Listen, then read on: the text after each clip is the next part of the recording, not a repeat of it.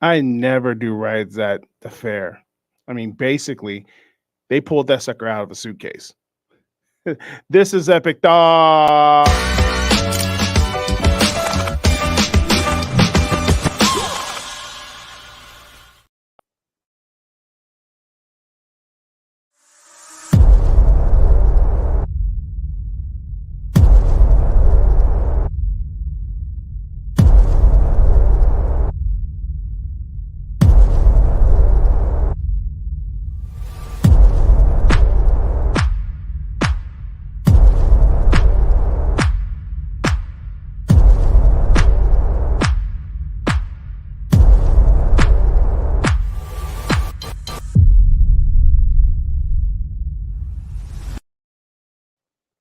The call came on a Saturday morning. It's the new book by Dr. Jock Weston. It's an incredible story of redemption. Um, I didn't know it was true until like a couple days ago. I was like, yo, this is a true story. It's a story about the writer basically talking about his life dealing with incarceration, falsely imprisonment, and the redemption that came through from Jesus to him in that tragic state of in his life. And so if you're going through something really hard, or you know somebody who's been treated unjustly or indignified or not in a good way, this is a book that you want to get at. The pre-sale, I believe, is today or this week, and you gotta get it on Amazon. It's gonna be on the Kindle in about 3 weeks, so you don't want to miss out. Get your copy today. The call came on a Saturday. Dr. Jock Weston, man, he's supporting the Heritage Park and Epic Thoughts. He's our Epic Thoughts sponsor for the month of April. So shout out, go get your copy today. All right. Welcome to another episode of Epic Thoughts. I am your host, Roman. Man, thank you for joining me on this wonderful evening or afternoon, whenever you're listening to this or watching this on YouTube or on Facebook, or if you're watching this on HPTV. Shout out to our new friends over at Cross TV. And if you're listening to the podcast on Spotify or Apple Podcasts, thanks for joining us, and thanks for all your support. Everybody who supports Heritage Park by shopping on our website, looking through our stuff, or just sending donations is incredible. I appreciate it. It keeps things going on this end. We have so many things that were going on, and like I said last week, I have some exciting news, but I still can't release it yet. Still can't talk about it yet. So when you think about, like, man, what am I going to talk about this episode of Epic Thoughts? I can't talk about the new thing that's going on. And then, and then, and then it happened. Okay. Um, let's get into it. There's a pastor that I've been very vocal about on this show for many years that I'm not really a fan of. Not because I don't think he's a heretic, and I don't think he's like in sin. But his name is Mark Driscoll. My issues with Mark Driscoll kind of run a little bit deeper than basic. Oh, I just don't like how he talks. It's I was in Oregon for a while, connected with Marzell, and so there's just some things in that time frame that I personally experienced, and so because of that, I just quite haven't like I'm not cool. I'm not cool yet. But there's some stuff happening in the last couple of days that deal with him. And he for let's get right into it. He was speaking at a men's conference, and he was booed off the stage. He was booed off the pulpit at a men's conference. And because a male exotic dancer, that's what the words that people are using, a male exotic dancer was brought in to perform, and he was a sword swallowing male exotic dancer, and he performed. This is a men's conference in a church service, in the service before Mark Driscoll spoke, and Mark Driscoll had some very sharp words to say. Basically, it was an open rebuke on the church, and he was rebuked for rebuking the church, and ended up leaving the stage, and with a crowd. We're going to show you some video footage that we were able to get. Some of it is slanted because I think when you time somebody adds more to the story, you're not doing your basic journalism. So the what we have gotten is like TikTok videos, and been able to piece it together to an extent. But there's still some things that we'll get to that in a second. He was basically booed off the stage. He was booed off the stage. People said, people were not. Excuse me. He wasn't booed off the stage. He was rebuked, and then he left on his own will. The pastor that told him, Pastor John, who was the senior pastor of James Rivers Church, was the one that basically got booed. But let's just look at the video. Okay, this is the video, and again, we're going to talk about the whole thing, and we're going to break this down. We'll break down this video and what ended up happening that day. So here we go. This is the. Our God is not arrogant. He doesn't know sin. Our God is humble. He needs things. And then he swallowed a sword, and Jesus cried, okay, Pastor John, I'll receive that. Thank you.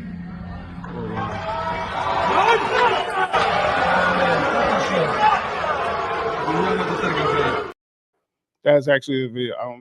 Do we have the other one?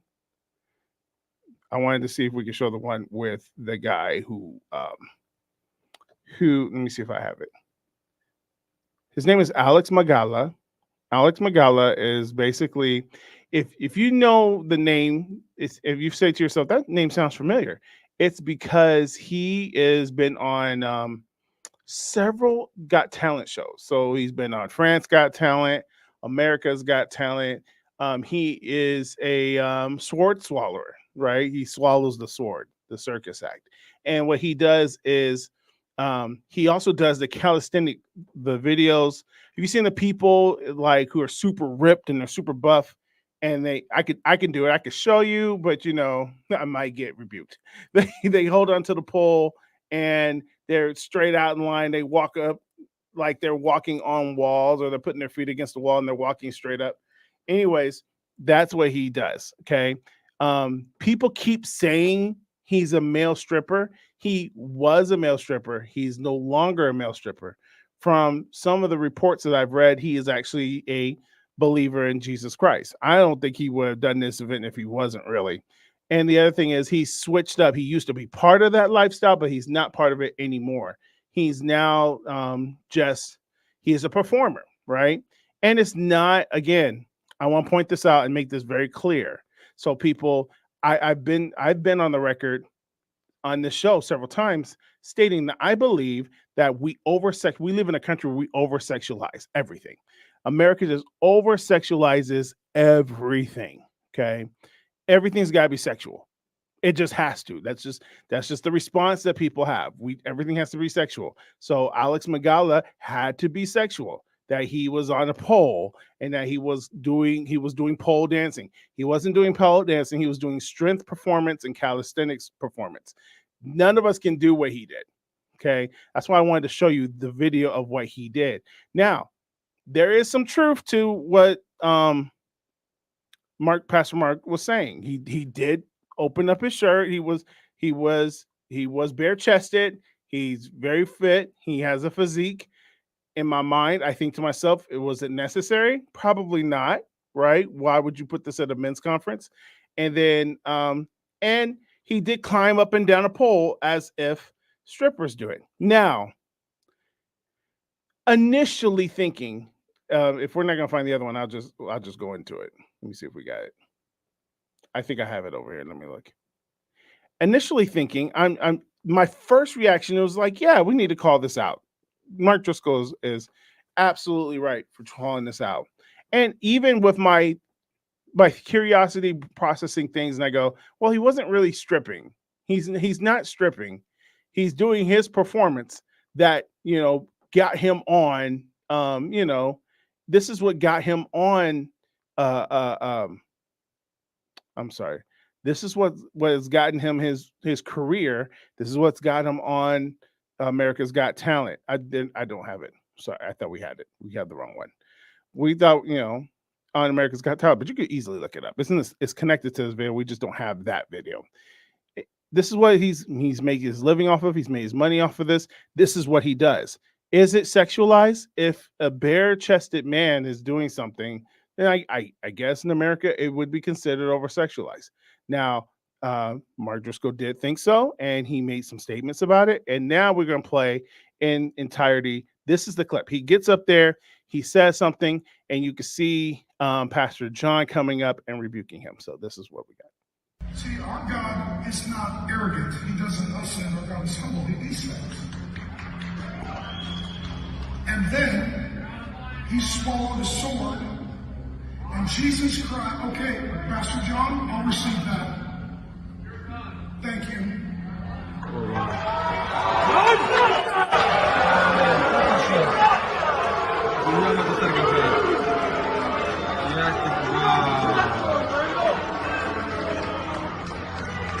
Слушай, а он... Ты видел? Вау! Let me just say this.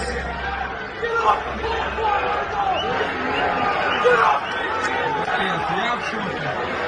Вау! If Mark wanted to say that, he should have said it to me first. He didn't. Matthew 18. Matthew 18. If your brother offends you, go to him privately. I talked to Mark for a half hour. There was not one word of that. He's out of line. If he wanted to say it, he could say it to me. You may not agree with me. You may not agree with me. Yeah, that was for those who don't know, the guy who got up, that's Pastor John. He is the senior pastor of James River Church. And if you notice the boos, most people were saying that Mark Driscoll got booed off. He didn't get booed off. Mark Driscoll was asked to stop. And he was told by Pastor John off stage, you're out of line. You shouldn't say anything. That's not your place. Pastor Mark, respected the house, because that's what you're supposed to do. You respect the house. And he graciously, in my opinion, got off the stage. And the boos were towards Pastor John. And this is where I thought, I'm watching this thing and I go, James River Church did some weird stuff. If you don't follow it, just to know some history about James River Church, Pastor John, the guy who got up there at the end of the video, claimed that I think maybe 2 years ago, a woman came to the church who didn't have toes or something like that. She didn't have toes, and they prayed for her in the back room, and toes grew.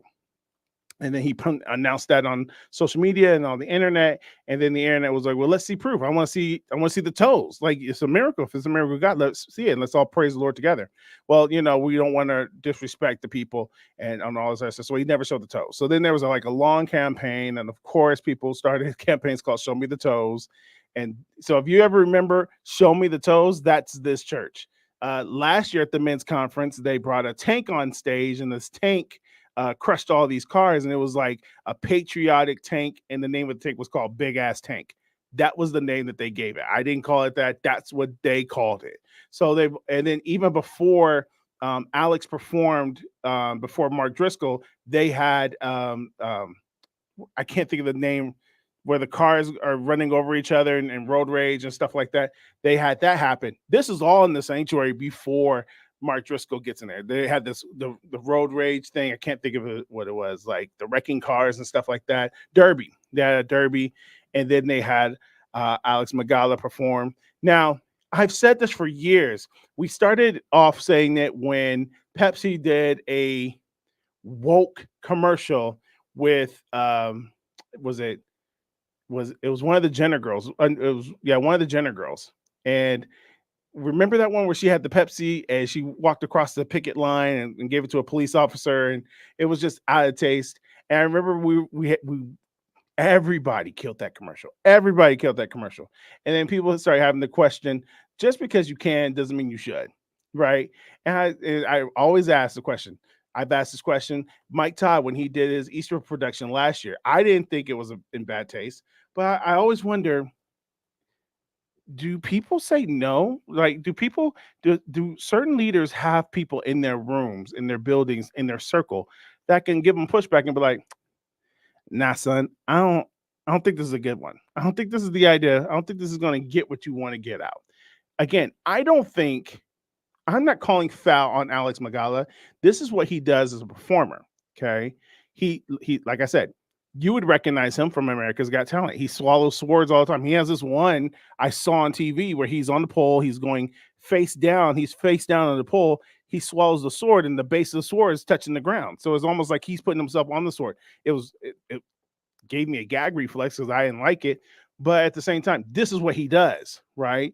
And yes, prior to this discovery of his talent, he was an exotic dancer on that end. But he's translated that. And if you go look at the man's social media page and all that stuff, there's nothing sexual about his page. This is just who he is. It's kind of like, you know how they talk about belly dancers. America's sexualized belly dancers, but in other cultures, it's that's their dance. You know, is there sexiness in their dance? Yes, but it's not a dance to be stimulated, arousing you sexually. It's just part of their culture. And over here, what we do is we over sexualize everything. So I don't think this was meant to be blatantly sexual. I think it was meant to be entertaining, but because of our culture, we sexualize everything.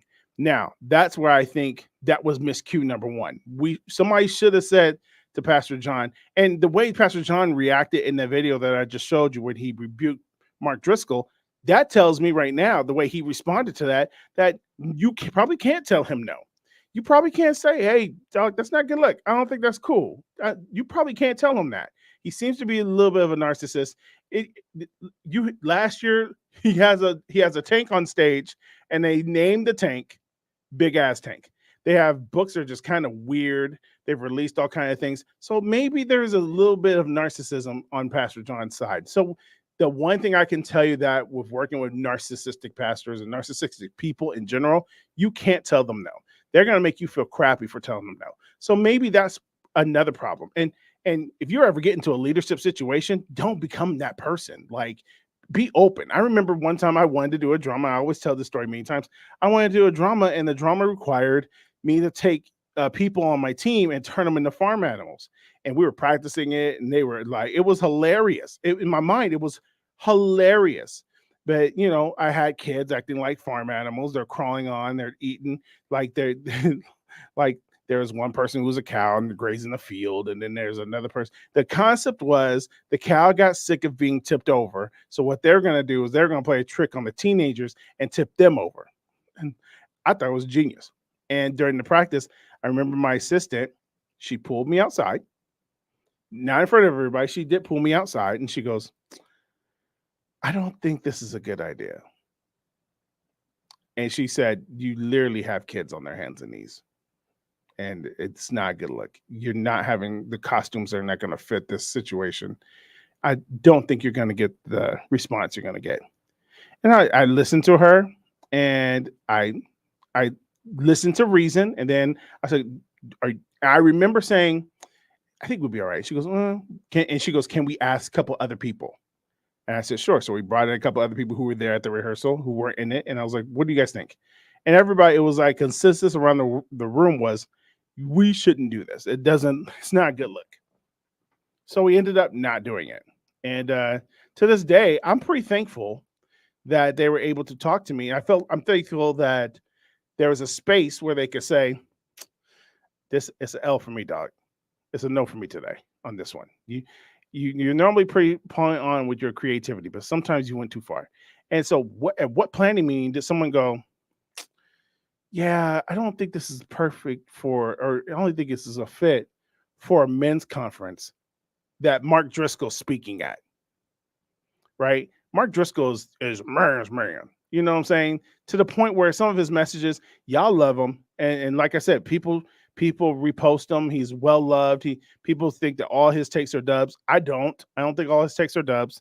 I think that he means well. He's got a good heart.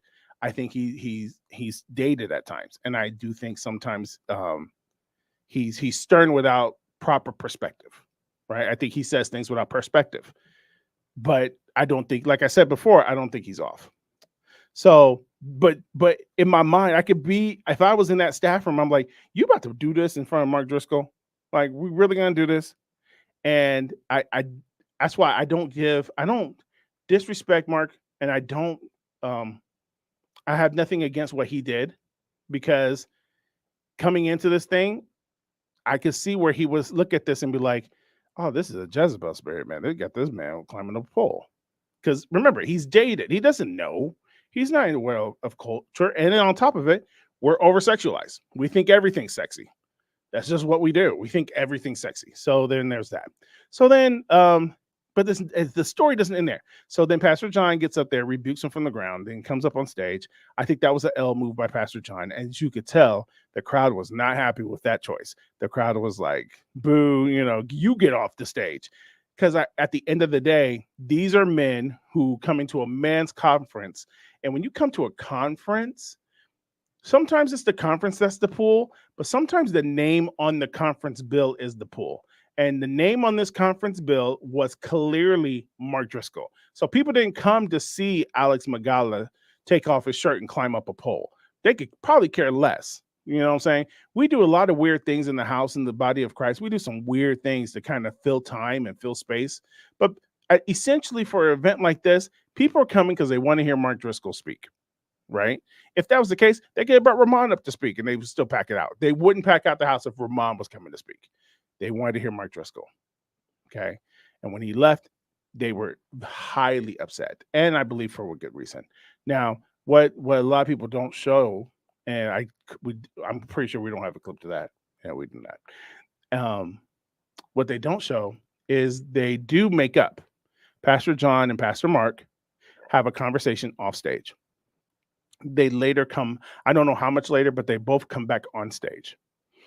And when they both come back on stage, Pastor John is like, listen, we're brothers in Christ first. We've made up, we've worked it out, and I would like for him to come back and he's going to speak as well. He's going to share his heart, and then I'm going to give him back the stage. I don't know how long this was. My thing was Mark Driscoll then apologizes for being out of pocket.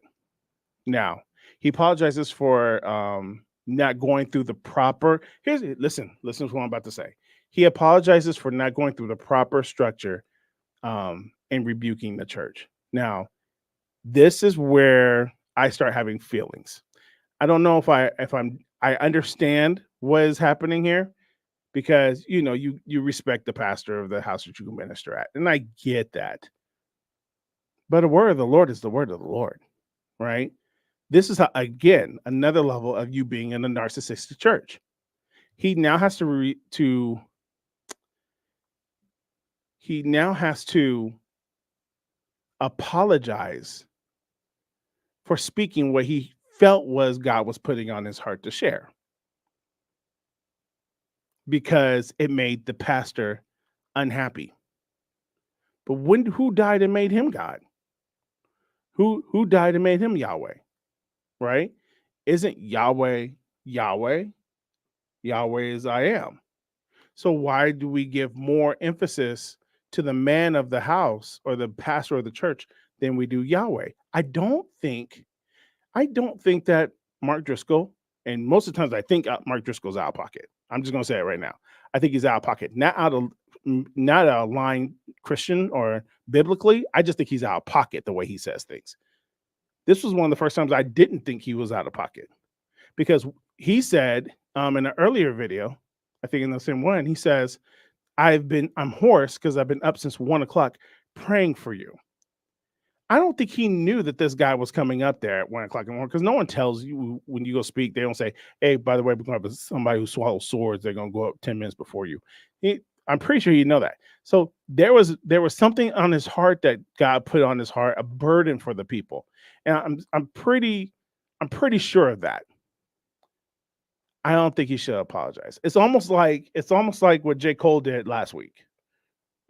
J. Cole makes a response track to Kendrick Lamar, and then the next day after releasing it, apologizes for it. Like, why are you apologizing? Like, say what you said, say it with your chest and mean it. And there's nothing wrong with, and I understand J. Cole's part of it, and I understand Mark Driscoll's as well too, but I don't think it was really truly necessary. And it's not L again, but it just makes me feel weird, because it's like, so we can't, because then Pastor John even said it, like, he didn't say nothing to me. We talked for 30 minutes. He didn't say nothing like that to me. Who has to tell you? I know you're a pastor, but at the end of the day, who has to tell you anything? Right? That's just narcissism at its finest. So the situation is very interesting to me. It's and here's the thing. I feel like when stuff happens in our lives, we have to match the energy that the thing happens to us. So like I feel like for me, when things happen to me, I start to realize that when I don't respond to something with the same amount of energy and fervor that is happening to me, then I'm not winning in that moment, right? Mark Driscoll wasn't doing anything out of pocket. He's just responding to the same energy that he sees. And so when something like that happens, he responds in accurately. And I feel like we need to take that into consideration in our lives. Like, how hard is life without Yahweh? How hard is life without Yahshua? It's incredibly hard. It's incredibly hard. That means that just as hard, we have to push hard. Um, the 2 days ago, Bishop Mari Mar, man, I don't know if you've seen this story, but Bishop Mari Mar, who was in Australia, he's preaching the gospel. Somebody runs up on stage and tries to stab him. And it's crazy when you see video footage of this man try to stab him. He's just preaching the gospel. He's just loving on God's people. Bishop Mari Mar is one of my favorite people. And this man tries to stab him, and it was with a blade that's supposed to like eject itself out, and it's supposed to almost like a switchblade type deal. And it was like the power of God stopped the blade from coming out. He couldn't get it out. He even looked at it in the video like it's supposed to come out, and it didn't. And he attacked Bishop Mari Mar, who's now praise the Lord in stable condition. But Bishop Mari Mar is going to respond accurately in the same energy that the energy was given to him. He's not going to be apologetic for what he did. He's not going to be apologetic for who he is. And I think us as believers, we can't be apologetic for who we are, even if it means making religious people uncomfortable, right? Religious people are supposed to feel uncomfortable because Jesus made religious people feel uncomfortable. And Jesus didn't apologize because he broke their tradition. Jesus didn't apologize because he didn't follow their chain of command. That's the reason why they killed him in the first place. And a lot of people talking like the world killed him. It was the church that sent him to Rome, to the Roman officials, because they knew that the Roman officials would do it out of fear that they would be disrespected by Caesar. So there's so many things that work here. But at the end of the day, Jesus was unapologetic about who he is, what he meant, and he didn't mince words. And kind of like Mark Driscoll. He doesn't mix words really well. He doesn't mix them. He says what he means. One of the reasons I respect him because he says what he means and he holds his ground. Would I go to his church? Absolutely not. But he says what he means and he holds his ground. And now all of a sudden we see him retract. I just found that very interesting. I just found it very interesting. Um, yeah. So, what do you think? I don't know. Put it in the comments. What do you think? Do you think that Driscoll's out of pocket? Do you think Pastor John is out of pocket? Do you think the whole situation is weird? And I'm tired, personally, I'm tired of the of the church making us look bad, right?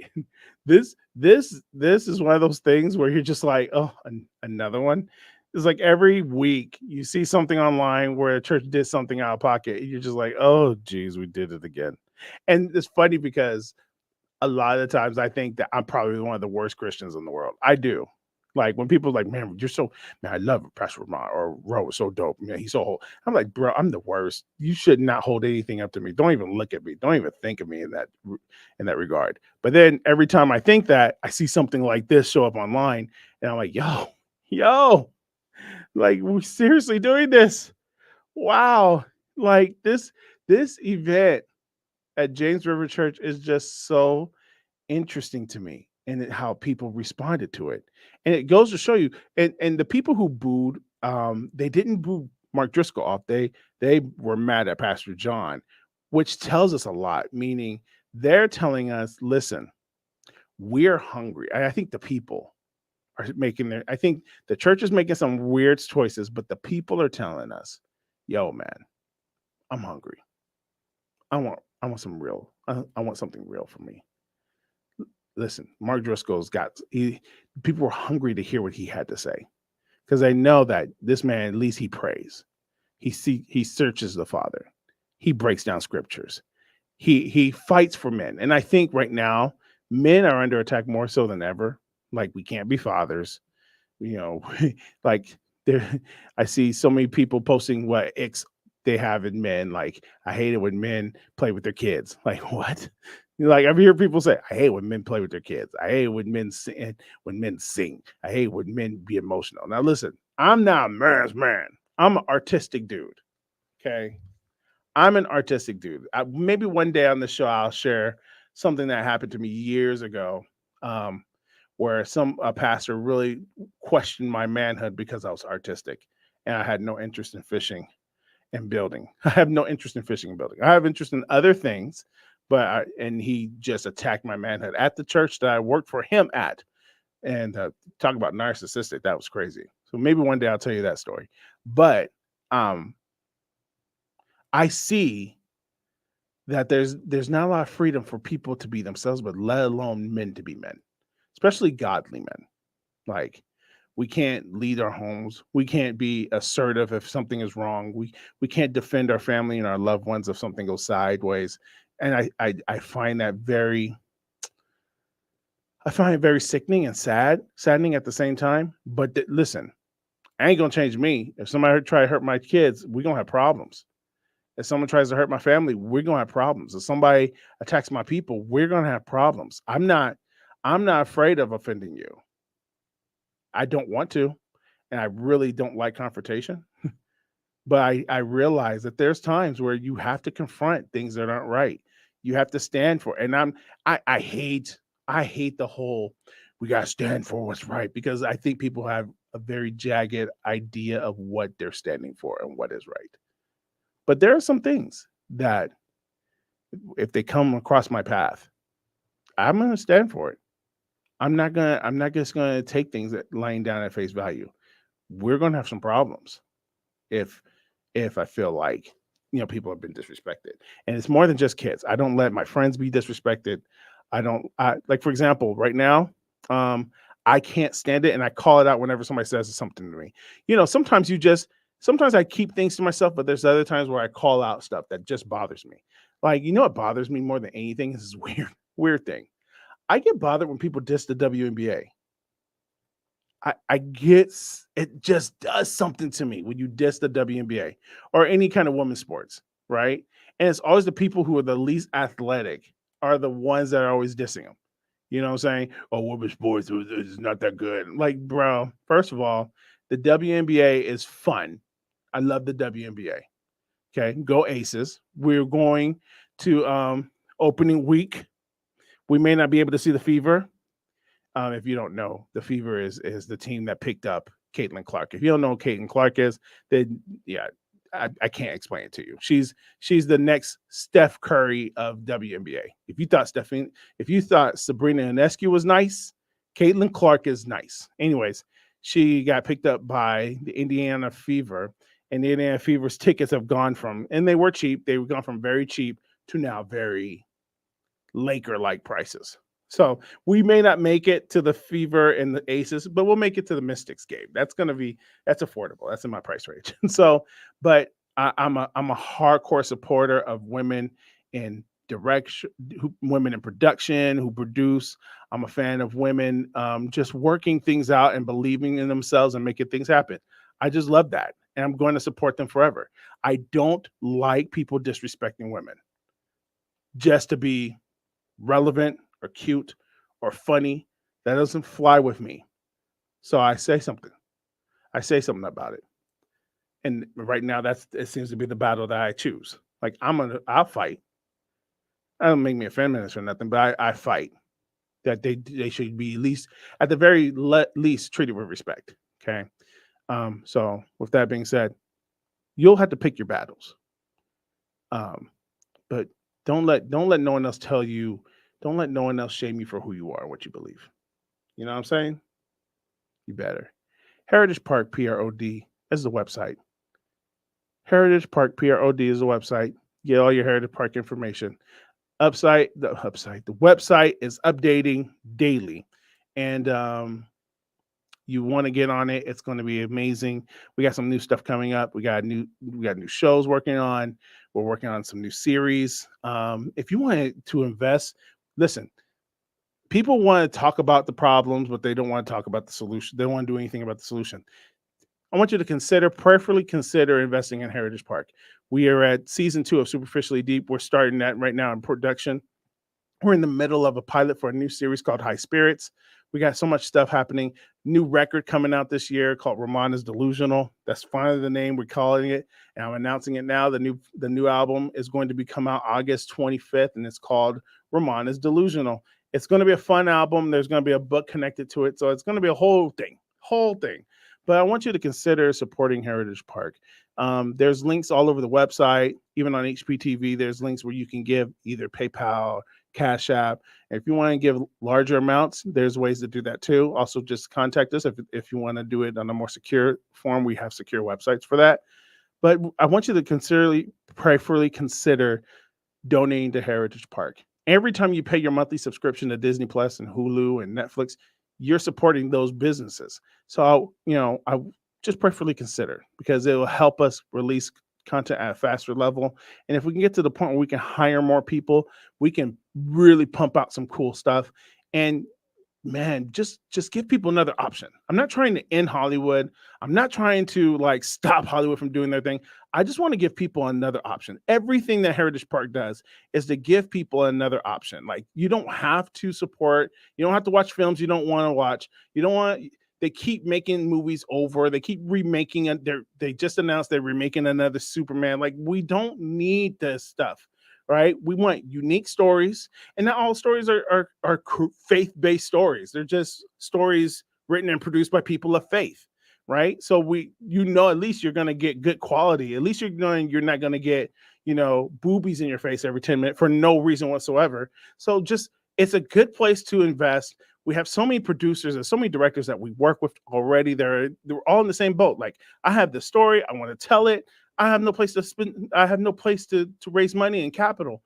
It takes money to make these things happen, and it's even a miracle on the secular side to see Hollywood produce films, because it takes so much to make a film, even in Hollywood. So anything that you can do to help is so appreciated and will be so welcomed. All right. The Call Came on a Saturday Morning is the name of the book. It's our sponsor for the month of April. Where's the commercial? Oh, shoot. My app went off. Hold on. Need a new computer. My new computer needs to be fixed. Oh, it's so slow. What's going on with you, dude? The Call Came on a Saturday is the name of the new book, and they are our sponsor for the month of April. The book is available. The book will be out in May. Pre-sales are now available now. We'll play the commercial one more time for you. But this is the commercial one more time for you. The Call Came on a Saturday. It's written by my friend Dr. Jock Weston. He's an incredible writer, He's actually won awards for being a minister. He ministers at all these great weddings and stuff. You can watch it on HPTV. Some of his great weddings that he's done is right here on HPTV. He has his channel now, but he's also working on a new book. So here's his new.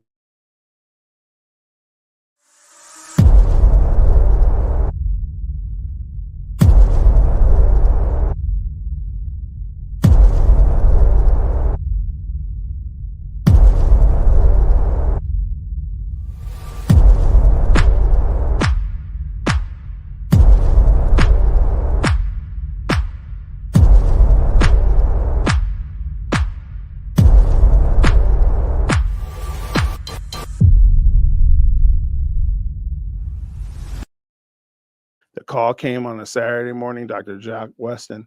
Pre-order is actually next week. Pre-order starts April 23rd next week, and then it comes out in May.